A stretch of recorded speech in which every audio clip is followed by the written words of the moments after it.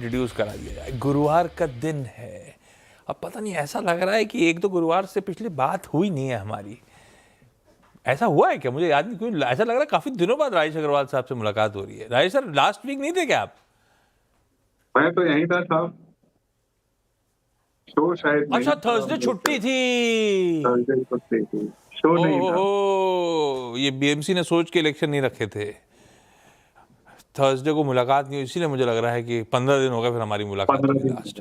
हाँ, अभी राजेश सर के पास जा रहा हूँ, उससे पहले ऑन द शो क्विकली दिखा दीजिए। कोशिश करूंगा ये सारे स्टॉक्स जो हैं आज चर्चा में आने, जो जो गेस्ट जुड़े हैं उनके सवाल जो हैं वो सारे हम लोग आज डिकोड करें, बातचीत कर डालें। ये आपके लिए एक प्राइमर जैसा भी हो गया कि कौन से स्टॉक्स पे डिटेल डिस्कशन होने वाला है।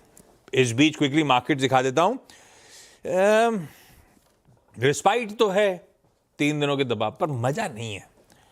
बड़ी फ्रेजाइल सी कहते हैं जब रिकवरी, वैसा वाला मामला है। ग्लोबल समीकरण बहुत बढ़िया थे, यूएस में 1% से ज्यादा का उछाल था। एशिया भी लार्जली चाइना वाले बाजारों को छोड़ दे फेरिफेरल, तो एशिया अभी भी बढ़िया कर रहा है। हम भी शुरू अच्छा कर गए थे। हम एक समय 3/4% उछाल के साथ, एक समय ऑलमोस्ट 250 पॉइंट मजबूत थे वो हाईस पे 430 440 पे। वहां से फिर मामला ठंडा पड़ गया है। तो ये कहा, अच्छा हम गए 435, अब खड़ा भी सामने बड़ा राइटर का जोन था 25, ये 25,500 पे तगड़े कॉल राइटर्स खड़े, बहुत तगड़ा बिल्डअप है। उससे पहले मुनाफा वसूली आ गई, ठंडा पड़ गया मामला। अभी 1/3% ऊपर है। ये ठीक है, ये इंडेक्स का मामला है। आज एक्सपायरी भी है सेंसेक्स की, और सेंसेक्स की एक्सपायरी वीजा भी निफ्टी की एक्सपायरी के आज पिछले कई दिनों से, तो पिछले कई एक्सपायरीज वीकली नोटिस करेंगे तो ये ज़्यादा वोलेटाइल हो गई है। देखते हैं सेशन कैसा प्ले आउट होता है। ज्यादा अच्छा बैरोमीटर मूड का कि सारे सेक्टोरल पॉकेट्स इन ग्रीन ट्रेड कर रहे हैं, बारिंग रियल्टी, रियल एस्टेट उसको छोड़ दे तो बाकी सारी सेक्टोरल पॉकेट्स बढ़िया है। और दूसरा ब्रेथ बढ़िया है, 3:1 मोटा मोटी एडवांसेस के फेवर में। तो पिछले कितने दिनों से डिक्लाइनिंग ब्रेथ थी, तो इस लिहाज से ब्रेथ आज फिर भी डिसेंट है। आज स्क्रीन फिर भी अच्छी दिख रही है। हाँ, एक प्रॉब्लम यह है कि बैंक्स उस लिहाज से पार्टिसिपेट नहीं कर रहे हैं। एसबीआई और सरकारी बैंक्स तो अच्छा कर जा रहे हैं, पर बाकी ऐसे निफ्टी की कंट्रीब्यूशन प्लेट रखिएगा तो बैंक्स, दिग्गज प्राइवेट बैंक्स ना पस्त पड़े हुए हैं, इसलिए बैंक निफ्टी आपको उस तरह से कंट्रीब्यूट करता हुआ नजर नहीं आएगा। ठीक है, लेकिन मार्केट स्क्रीन बढ़िया है। सेकंड आप देखेंगे सेशन का, अभी सब डरे डरे से हैं, इतना प्रेशर देख लिया है तो बहुत ज़्यादा बिलीफ है नहीं इस रैली पे, और ये रैली पर डाउट सबने वैसे भी सुबह उठा रखे थे। उछला था, इंपॉर्टेंट थ्रेशोल्ड पे गया, वहाँ से मुनाफा वसूली आई है। सवाल जवाब के सिलसिले की शुरुआत कर दी जाए। आज हमें चेन्नई, आज हमें थाने और साथ साथ मुंबई जाना है। चेन्नई से प्रगति शुक्ला मैम जुड़ती हुई। प्रगति मैम, हाय, गुड आफ्टरनून। प्रगति मैम, गुड कब आफ्टरनून से स्टॉक मार्केट में आप हो? कितना टाइम हो गया आपको? सर। 2010 से इन्वेस्ट कर रही हूँ। अरे 15 साल हो गए। और आपने खुद ही स्टॉक डिसाइड करते हो आप? हाँ सर, खुद ही करती हूँ। परफेक्ट है। चेन्नई से याद आया, कल पीएम मोदी चेन्नई में होंगे। घर के आसपास रैली है क्या आपके? हाँ सर, पास में है। देखा, सब पता है मुझे। प्रगति मैम, पहला सवाल कौन सा है? सर जियो फिन का है। जियो फिन मैंने लिया था 357 पे, तो अभी होल्ड करना चाहिए या एवरेज करूं, या what do you suggest? Right sir, long term सब बोलते तो रहते हैं, लेकिन ये स्टॉक परफॉर्म करके नहीं दे रहा है। और मैम की खरीद तो काफी ऊपर की है, हमारी खरीद से तो 100 रुपए का नुकसान हो रहा है। क्या करा जाए? आप लोग का व्यू क्या है जियो फाइनेंशियल्स पे, और खास तौर पे अगर मेरी बाइंग 350 की है तब व्यू क्या बैठता है? गुड आफ्टरनून आशीष जी, बाकी जो महिला मित्रगण पैनल में हैं सबको नमस्कार। जियो फाइनेंशियल एज ए स्टॉक हम लोग जिस दिन से लिस्टिंग हुई है उस दिन से बुलिश रहे हैं, और आपके साथ भी कई बार मैंने रिकमेंड किया है, और आज भी मैं समझता हूँ कि ये जो गिरावट आई है बाजार के कारणों से आई है, न कि कंपनी के परफॉर्मेंस के कारण से। तो यहाँ पे आपकी बाइंग बनती है अगर आपके फंड्स आपके अलाउ करते हो, प्लस आपकी समय अवधि कम से कम 1.5 से 2 साल की हो, तो आप इसमें बिल्कुल अभी निवेश करें। जो है उस पे तो आपको बने रहना है। नए पैसे की तो आपको खुद डिसाइड करना पड़ेगा कि आप लंबी अवधि के लिए लेना चाहती है नहीं, बट ऐड कर सकते हैं। कंपनी की परफॉर्मेंस लास्ट 2-3 तिमाहियों से जो भी नतीजे आ रहे हैं आपने देखे होंगे, बेहतर होते जा रहे हैं। लैस में जा रहे हैं, ब्लैक रॉक के साथ उन्होंने करार किया है, कई चीजें नहीं हो रही हैं, तो मुझे लगता है कि आने वाले दिनों में परफॉर्मेंस बेहतर होती हुई नजर आएगी और मुझे आश्चर्य नहीं हुआ कि बहुत अच्छे रिटर्न आने वाले वर्षों में इसमें मिले। तो लंबी अवधि के लिए तो हमारी ये बाई की कॉल है। परफेक्ट है मैम, होल्ड है, लॉन्ग टर्म के लिए एक अट्रैक्टिव होल्ड है। मार्केट कारणों से गिरा होगा तो गिरा है, और अगर राजेश सर की सुने माने तो शायद इन लेवल्स पे तो एडिशनल डिप्लॉय करने वाला मामला है, वो फिर आपका पर्सनल, आपका इंडिपेंडेंट कॉल होगा। फिर जियो फाइनेंशियल की चर्चा होगी तो एक बात ध्यान रखिएगा, इस चैनल के प्रमोटर्स और जियो फाइनेंशियल के प्रमोटर्स सेम है, तो आप लोग इंडिपेंडेंट फाइनेंशियल एडवाइजर से प्लीज़ कंसल्ट करते चलिएगा। थाने से शोभा दुबे जी जुड़ती हुई। शोभा ma'am, good afternoon ma'am. Shobha ma'am, आपको कितना टाइम हो गया स्टॉक मार्केट में? मेरे को 4-5 साल हो गए सर। और आप 4-5 साल पहले जब एंटर कर रहे थे तो कैसे, क्यों और कैसे आज की डेट में स्टॉक खुद चुनते हो या कोई गाइड कर रहा है, ब्रोकर वोकर है, घर पे कोई बताता है, कैसे होता है? नहीं, घर पे भी होता है, ब्रोकर भी है सर।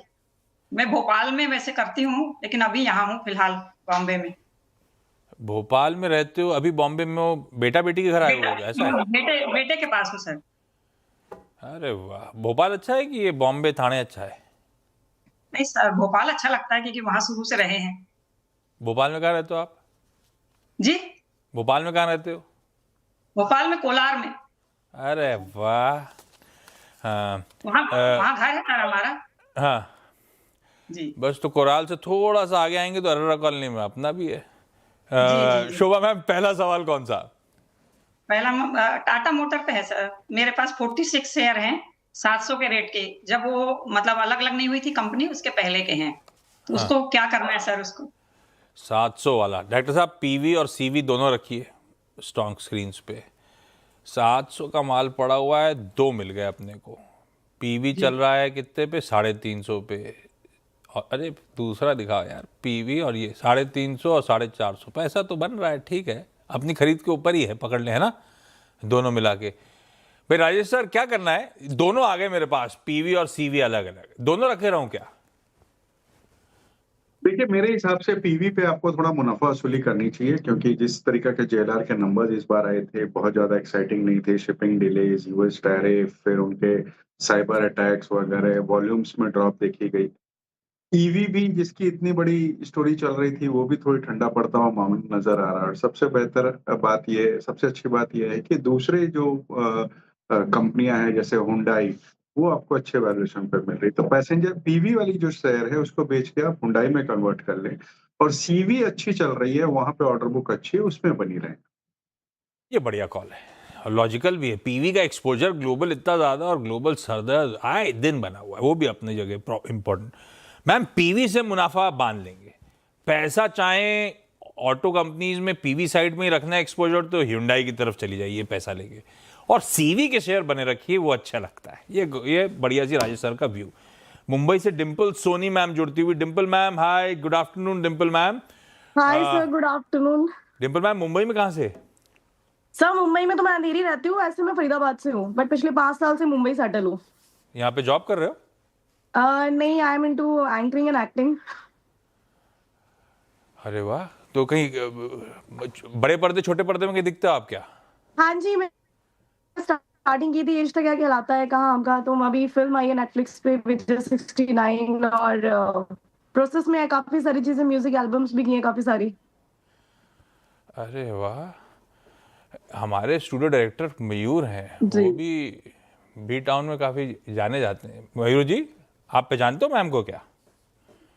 ओके। मयूर जी जवाब नहीं दे रहे हैं। खैर, डिम्पल मैम, पहला सवाल कौन सा?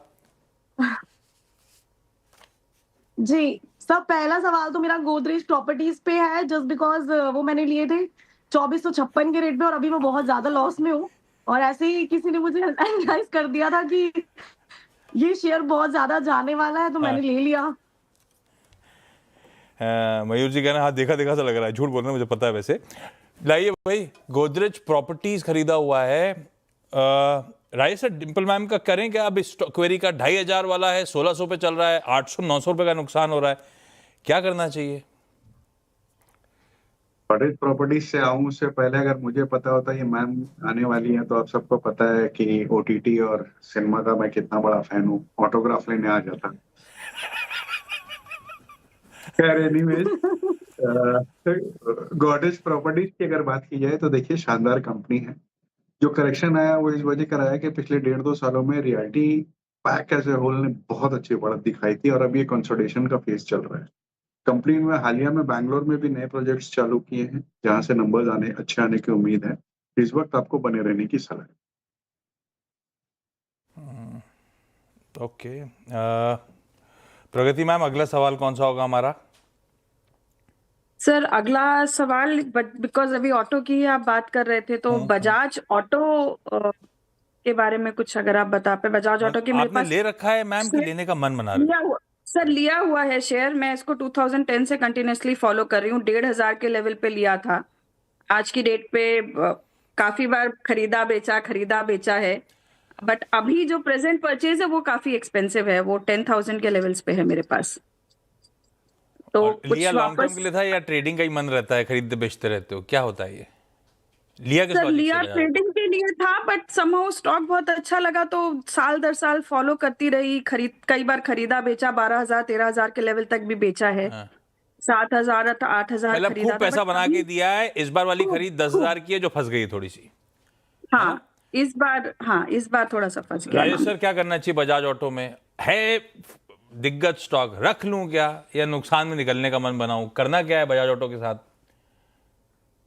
उल्टे मैं तो ये कहूंगा कि इसमें भी खरीदारी की सलाह बनती है। परफेक्ट। कंपनी के नंबर्स अच्छे हैं, मंथ ऑन मंथ नंबर अच्छे आए हैं, नए लॉन्चेस अच्छी तरीके से कर रहे हैं, ईवी में बड़ी तरीके से जा रहे हैं, 3 व्हीलर्स अच्छा चल रहा है, न केवल डोमेस्टिक बल्कि इनके जो विदेशों के कारोबार है वो भी बहुत अच्छी तरीके से पकड़ बनी हुई है। बाजार में उतार चढ़ाव आते रहते हैं बट फंडामेंटली बहुत स्ट्रांग कंपनी है। और आपने सही कहा कि 1500 से 12,000 की जर्नी बिना फंडामेंटल्स के तो हो ही नहीं सकती थी। आप समझो इस बात को, तो मैं समझता हूँ यहाँ पे आपको बिल्कुल बने रहें और चाहें तो खरीदारी भी कर सकते हैं। शोभा मैम, हमारी अगली क्वेरी। जी। मेरे पास वेदांता के 167 शेयर है सर, 300 के रेट के। अरे वाह। हाँ, तो मैं इसमें और ऐड करूं कि मतलब इतने ही रहने दूं? निकालने की बात नहीं करी है मैम ने। और ऐड करूं या जितने हैं उसी में बने रहूं? राजेश सर, वेदांता ने गजब कर दिया। मैं ऐसे ही कौन सा शो कर रहा था, उसमें किसी ने बताया था कि 10-15 साल के चैनल के ऊपर वेदांता आया जब 500 के लेवल्स पार करे थे, और उसके बाद पलट के नहीं देखा है स्टॉक ने। और अभी तो खैर वो अभी डीमर्जर होना है, अलग अलग एंटिटीज फॉर्म होनी है, होपफुली वैल्यू अनलॉकिंग होनी है। और भर लूं या जो है उसी के साथ राइड करूं ये सारी जर्नी? देखिए इस वक्त आशीष जी कमोडिटी की एक साइकिल चल रही है जहां हमने देखा मेटल्स में एक तरीके से आग लगी हुई है, फिर वो प्रेशियस मेटल्स हो या दूसरे हो, सब में बहुत तेजी बनी हुई है और उसका फायदा प्राय सारी मेटल कंपनीज को मिल रहा है।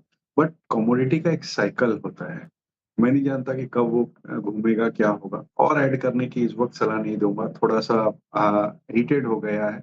यहाँ से अगर 10% के आसपास का करेक्शन आता है तो भले ऐड कर सकती है, बट फंडामेंटली स्ट्रॉन्ग कंपनी है। प्राय सारे ही मेटल्स इसके अंदर है, फिर वो कॉपर हो, स्टील हो, जिंक हो, सिल्वर भी इनकी होल्डिंग के थ्रू से है।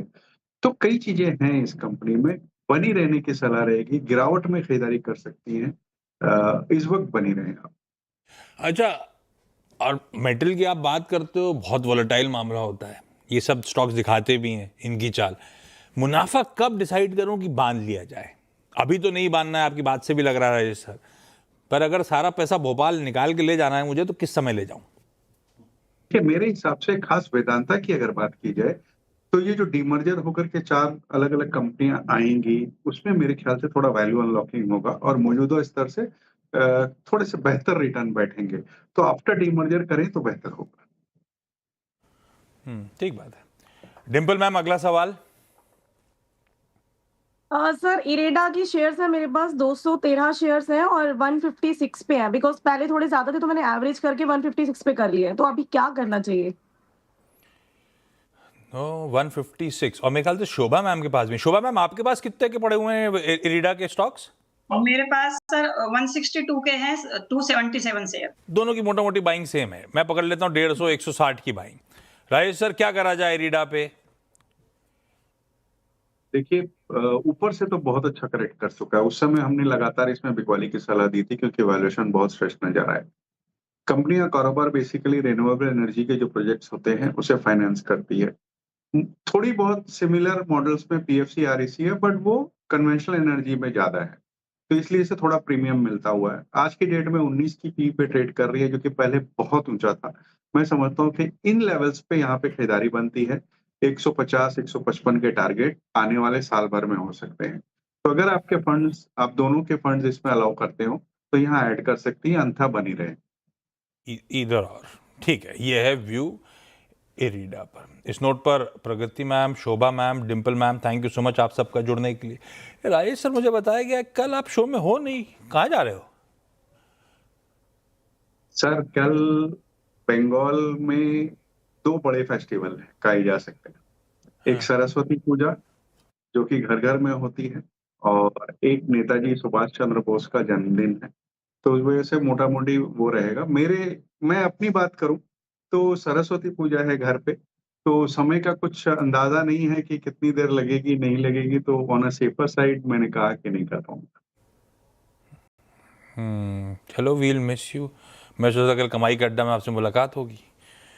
हाँ, कल वैसे नेताजी की बर्थडे और कल हमारा पराक्रम दिवस है, और सरस्वती पूजा राजेश सर के घर पे। देखना 2 बजे तक फ्री हो जाओ तो आप, क्या पता पूजा हो जाए जल्दी टाइम पे। बिल्कुल, अगर हुआ तो मैं मैसेज कर दूंगा। डन है। चलिए, इस नोट पर आपका भी धन्यवाद। क्विकली छोटा सा ब्रेक के उस पर एक क्विक मार्केट अपडेट।